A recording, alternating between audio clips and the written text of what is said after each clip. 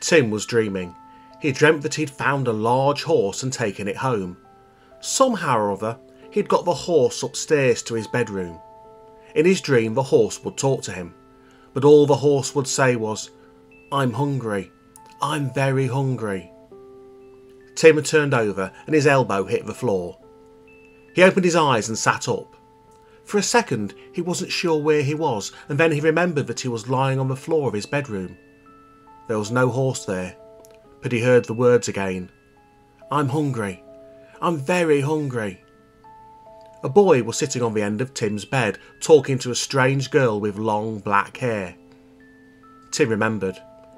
He was looking after two strange children for Melinda, the safe witch, just for a day or two, Melinda had said, just until Melinda could find someone to take them north to their grandfather.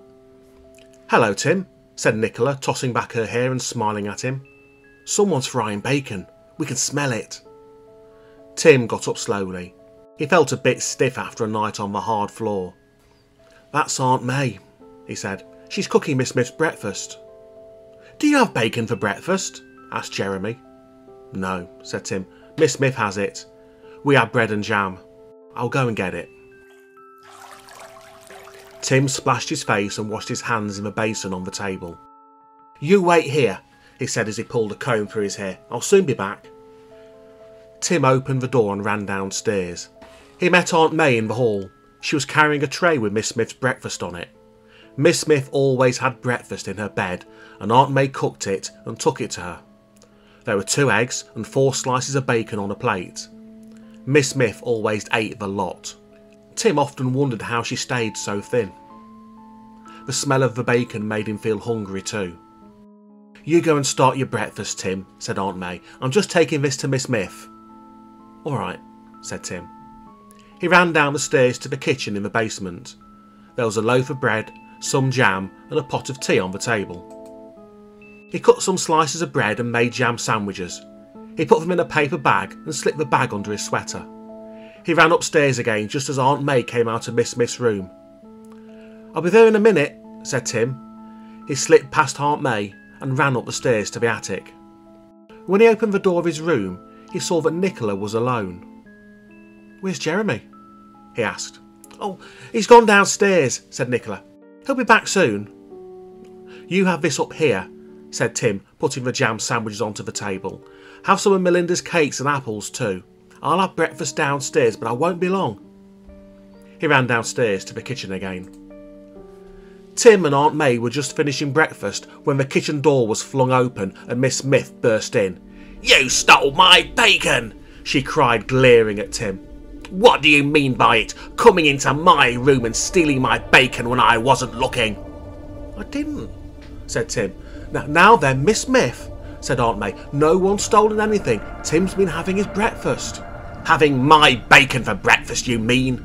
snapped Miss Smith. "There were 4 slices of bacon on my plate when you came in with a tray. I got out of bed to put my dressing gown on, and when I got back there was only 1 slice. Somebody took the other 3 slices when I wasn't looking, and it wasn't the cat, because there isn't one. Unless Tim's been bringing that cat Sebastian in again." "I haven't," said Tim. "It wasn't Sebastian." "Then it was you then," snapped Miss Smith. "No one else would steal in this house." "But," began Aunt May. She stopped and looked at Tim. "You did go back upstairs, Tim," she said. "You didn't touch Miss Smith's bacon, did you?" Tim shook his head. "Well, perhaps a cat did get in then," said Aunt May. "Was your door open?" "Yes, it was," said Miss Smith. "You left it open. You always do. I'm always asking you to shut the door." "Well, there you are then," said Aunt May. "I expect it was a cat. Now, you go back to bed, Miss Smith, and I'll cook you some more bacon and bring it up now." She got up. "I didn't see any cat," said Miss Smith. "I don't believe a word that boy says. Not one word." She went out, banging the door behind her. "Are you sure you didn't let that cat in, Tim?" asked Aunt May, going over to the stove. "I know I shut a bedroom door. I remember doing it." "I didn't," said Tim. "Oh well, I'll have to cook her some more, that's all," said Aunt May. "I'm sorry, Tim. It means we'll have to go a bit short for tea tonight.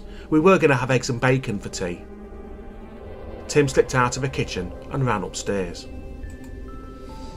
He could smell the bacon as soon as he opened the door of his bedroom. Nicola and Jeremy were sitting on the floor, finishing the bread and jam.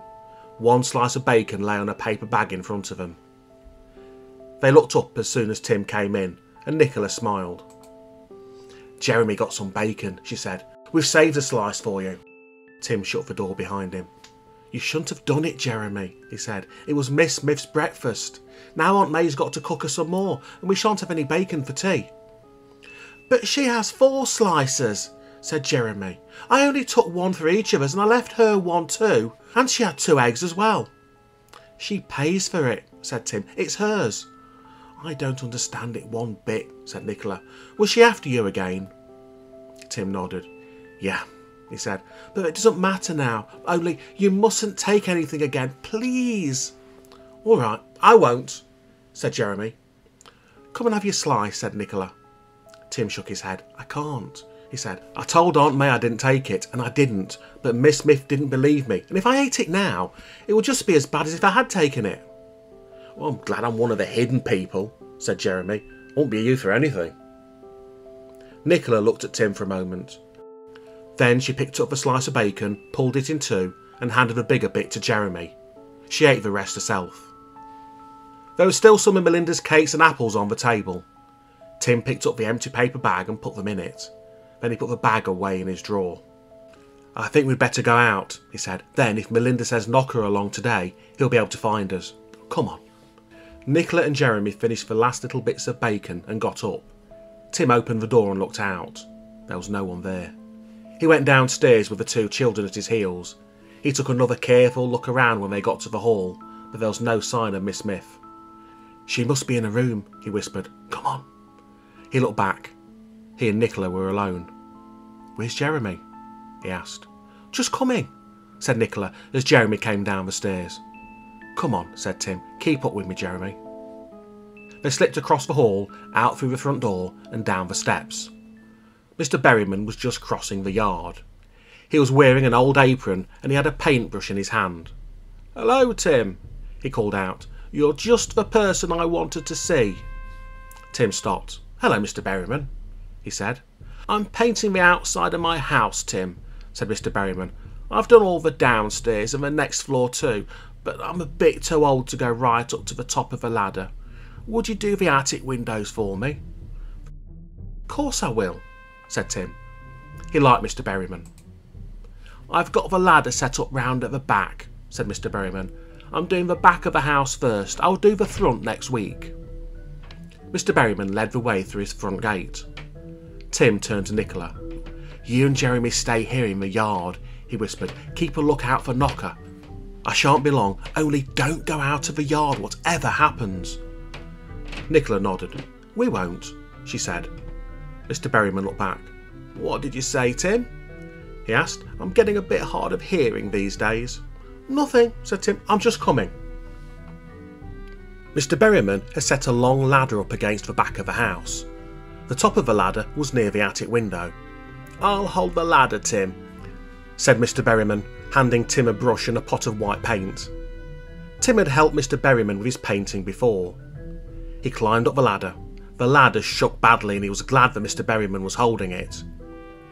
He just started painting the wood around the attic window when a man came round the side of the house. "Mr. Berryman," he asked, "I've come for that big chair you wanted mending." "I'll come and help you with it," said Mr. Berryman. "Come down, Tim. I've got to go inside for a minute or two and I don't want you up there unless I'm holding the ladder." Tim climbed down. He put the brush of a pot of paint down on the grass. Mr. Berryman went inside the house with the man. Nicola and Jeremy came round the house into the back garden. "Haven't you finished yet, Tim?" asked Nicola. "Oh, it won't be long," said Tim. Jeremy picked up a pot of paint and a brush. "I can paint," he said. "I'll have a go." Before Tim could stop him, he was climbing up the ladder with a pot of paint in one hand. "Come down, Jeremy," said Tim. "They'll be back in a minute." "No, they won't," said Nicola. "That chair will take them some time. It's very big. I saw it through the window. Look, hold the ladder still, Tim. It's shaking." Tim gripped the sides of the ladder and put his foot on the lowest rung. "Come on down, Jeremy," he said. Jeremy was busy painting. "In a minute," he answered. I'll just finish this bit. Tim heard a noise at the back gate. The back gate opened, and a man came into the yard. He nodded to Tim and picked up the dustbin. Painting? He asked. Tim saw the man's eyes move up the ladder. The man's jaw fell. His eyes widened. He let out a yell, dropped the dustbin and shot out of the garden into the back lane. Come down, Jeremy, he saw you, cried Tim. No, he didn't, said Nicola, laughing. That's just the trouble. Jeremy's invisible. The man saw the brush paint of a window by itself. Come on down, Jeremy, she called. You better come down, he's coming back. Jeremy came quickly down the ladder. He was laughing too. He put the pot of paint and the brush down on the grass just as the dustman came rushing back into the garden with his mate. There! He cried. Look up there, Jack, look at that window! The two men stood by the open gate, staring upwards. There's nothing there I can see, Bill, said Jack. But I tell you, the brush was painting all by itself, cried Bill. It couldn't have been, said Jack. Look, it's on the grass. But I saw it, said Bill. I saw it. Sunstroke, said Jack. It's a hot day. You've been out too long. He picked up the dustbin and walked out of the gate with it. Bill followed. He was still saying, but I saw it, I tell you, as they set off down the back lane. Jack came back in a minute with the empty dustbin. He nodded to Tim. Sunstroke, he said again. He's had it before. He put the bin down and went out, just as Mr. Berryman came back round the side of the house. Sorry about that, Tim, said Mr. Berryman. Let's get on with that window. Tim finished the window without any more trouble. Nicola and Jeremy sat on the back steps watching, but they didn't say anything. Tim climbed down the ladder. Thanks, Tim, said Mr. Berryman. Now, you take this, you've earned it. He held out £10 notes. Tim shook his head. That's all right, he said. I'll give you a hand any time, Mr. Berryman. I know you will, said Mr. Berryman, but you take this all the same. You've been doing a lot of odd jobs for me this summer. Come on, Tim, I mean it. It's only fair. Tim thought of Nicola and Jeremy. He'd have to buy them something to eat. Thanks, Mr. Berryman, he said, taking the money. That's all right, said Mr. Berryman. Now I shall feel I can ask you to help me again. Tim helped Mr. Berryman to put the ladder away. Then he cleaned his hands on a rag and went back to the yard. Nicola and Jeremy followed him. Mr. Berryman went inside. We'll go and get something for supper, he said. This is going to help a lot. There's a shop down the road. We can have some buns and cheese and things. I'd rather have fish and chips, said Jeremy. We've got to get things that will last, said Tim, and I can't put fish and chips in my pocket. They went out of the yard and down the road to the shop at the corner. Tim felt almost cheerful. It would be easy to have the children if he had plenty for them to eat. He opened the door of the shop, and Nicola and Jeremy slipped through with him. Nicola pointed to cheese and biscuits, bars of chocolate and buns, and Tim got them. But he saved some of the money for another time. He didn't know how long the children were going to stay. Tim pushed the packets of cheese and biscuits and chocolate into his pockets and picked up the bag of buns. They went out of the shop, crossed the yard and walked back along the canal. They'd almost got to the yard when they saw two boys coming towards them. Tim stopped. One was Kevin, the other was his older brother Jim. Hello, said Kevin. Did you have a good swim yesterday? Tim said nothing. Kevin turned to Jim. Tim was afraid to go swimming, he said, so I pushed him in. Ha! Jim laughed. Good for you, he said. How would you like another swim today, Tim? Dive in and get that. He knocked the bag of buns out of Tim's hand and tossed it into the canal.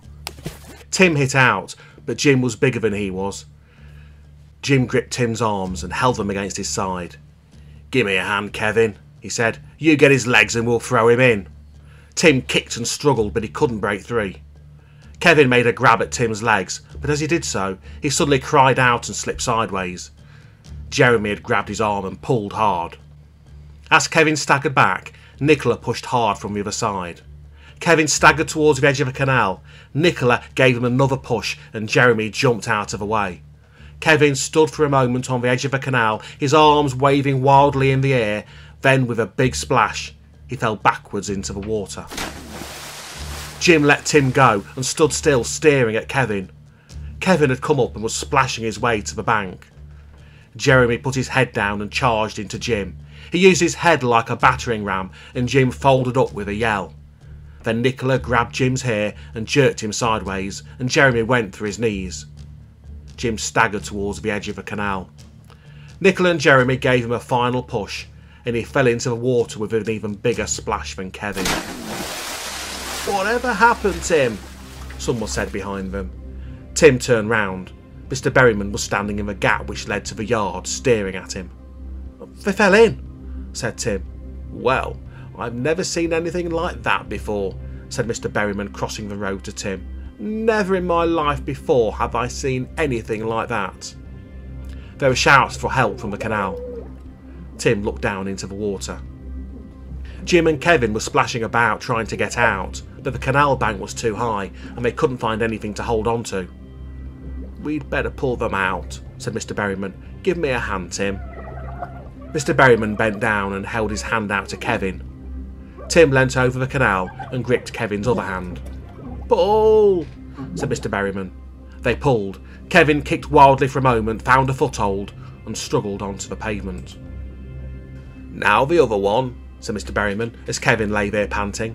Tim and Mr. Berryman bent down and gripped Jim's hands and pulled him up too. Jim struggled over the side and onto the pavement beside Kevin. They both sat there dripping, trying to catch their breath. "Well," said Mr. Berryman, looking down at them, "let that be a lesson to both of you. I saw you toss Tim's buns into the canal. I'll trouble you to pay for them too." He held out his hand. Without a word, Jim pushed his hand into his wet pocket and pulled out some coins and gave them to Mr. Berryman. Mr. Berryman handed the money to Tim. "You'd better be off home," he said to Jim and Kevin. The two boys got up. Jim took a step towards Tim. "You haven't heard the last of this. You just wait," he said. "Now then," said Mr. Berryman, "you leave Tim alone. I saw what happened." "That's more than I did," muttered Kevin. The two boys set off up the road and crossed the bridge. "You'd better keep clear of them for a bit, Tim," said Mr. Berryman, looking after them. "I don't like the look of them at all." "I will if I can," said Tim. He didn't need Mr. Berryman to tell him to keep clear of Jim and Kevin. He knew they would try and get their own back if they could. They all walked back to the yard. "Well, I never," said Mr. Berryman, shaking his head. He was still shaking it when he said goodbye and turned into his own house. Tim took the children back to Aunt May's. As soon as they were all three safely in the attic again, with the door shut, Nicola began to dance. She spun round, laughing and clapping her hands with delight. Jeremy stood at one side, grinning cheerfully. Tim sat down on the bed. "You two know how to fight all right," he said. "Oh, it was easy," said Jeremy. "They couldn't see us." Nicola burst out laughing. "Did you see their faces when we pushed them in?" she cried. There was a sudden scream from downstairs. "Help! Help! Take them away! Take them away! Kill them! Help!" Tim rushed to the door, tore it open and ran downstairs. The screams were getting louder. They were coming from Miss Smith's room. Aunt May came running up from the basement and they rushed into Miss Smith's room together. Miss Smith was standing on a chair screaming and holding her skirt. Two mice were sitting on her bed looking at her. Tim ran to the bed. The mice didn't seem to be very frightened and they let Tim catch them. "Take them out and drown them," said Aunt May. "Be quick, Tim, I'll look after Miss Smith." Tim took the mice out into the yard. He looked round carefully to make sure Sebastian wasn't there, and then he let them go. As he came back into the hall, he heard Miss Smith in her room talking to Aunt May. She sounded as if she was very excited. She was talking so loudly that he couldn't help hearing what she was saying. "It's no good," cried Miss Smith. "It's that boy or me. One of us has got to go. I won't live in the same house with that boy any longer." "Well, Tim wouldn't put mice in your bed, Miss Smith," said Aunt May. "I'm sure he didn't." "Of course he did," snapped Miss Smith. "They were right in the bed, in my bed. I've never seen a mouse in this house before. I wouldn't stay here if you had mice. I hate them. I've always hated them. Tim knows I do. I don't know where he got them, but he put them in my bed or my name's not Mabel Myth. And I won't have it. I won't stay, I tell you. First he steals my bacon, and then he puts mice in my bed. I'm leaving. I will not put up with it. I tell you, it's too much. Tim stood still as if turned to stone. He had told Melinda that he couldn't leave Aunt May. He felt that he had to stay and help her. But he wasn't helping Aunt May at all. She'd be better off if he wasn't there. If Miss Smith left, Aunt May wouldn't have any money to pay the rent for the house. Aunt May would have to leave, and where could she go? Miss Smith would never believe he hadn't put the mice in her bed. And in a way, he had. He hadn't done it himself, but Jeremy must have put them there, and he'd let Jeremy stay in the house. I won't stay in this house if that boy stays here. I won't, I tell you, I won't! He heard Miss Smith shouting. Tim slipped across the hall and went slowly upstairs. Nicola and Jeremy were standing by the window. They turned round as he opened the door. Nicola had been laughing, but she stopped when she saw Tim's face. What is it? She asked. What's wrong? Miss Smith says she's leaving, said Tim. Good job too, said Jeremy. But Aunt May can't pay the rent of his house without Miss Smith's money, said Tim unhappily. You shouldn't have put those mice in her bed, Jeremy. I told you to leave her alone. But she's so unfair, said Nicola. I know she is, said Tim. But that won't help Aunt May. Was that her yelling? Asked Jeremy. Tim nodded. I'm sorry, Tim, said Nicola. I didn't think she'd go. I didn't think it would matter if she did. She thinks it's me, said Tim, and she won't stay in the house with me any longer. I wish Knocker would come. I've got to see Melinda. I was just going to tell you, Tim. Melinda's here, said Nicola. Look. She turned back to the window and pointed down into the yard. She's down there under the tree. What? Cried Tim, running to the window. Melinda's here? Melinda herself? She said she'd send Knocker. He looked down. Melinda was standing under the old tree in the middle of the yard, looking up at the window. You stay here, said Tim. And this time, stay here. I'm going out to see Melinda. He ran out of the room and down the stairs. When he came to the hall, he stopped for a moment listening. Aunt May was still in Miss Smith's room. He could hear them talking.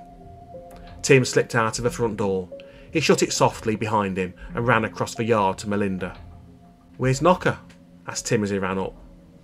I had to come myself, Tim, said Melinda. It wasn't safe to send Knocker. The wind witches have come. They're in the wood and they would have followed Knocker here. They tried to follow me, but they didn't see me come this time.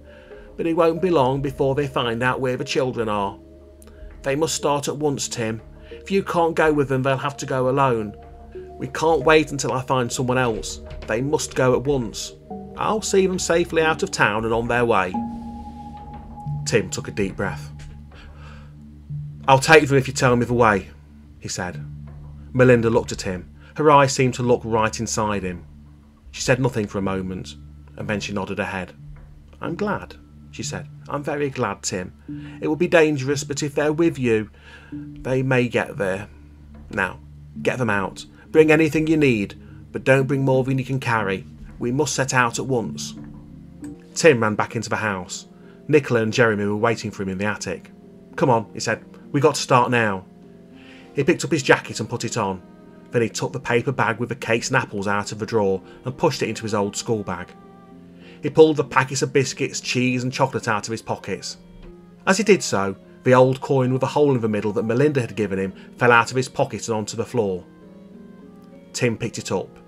He took some string from the table, pushed one end through the coin and tied the two ends of string together. Then he hung the coin around his neck under his clothes. He put the packets of chocolate, biscuits, cheese in his bag and slung it over his shoulder. There was a pencil and pad of paper in the drawer.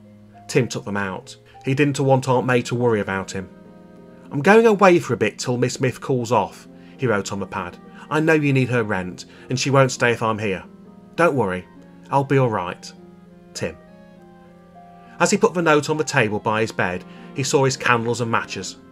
He pushed them into his pocket and turned towards the door. Nicola and Jeremy were standing watching him.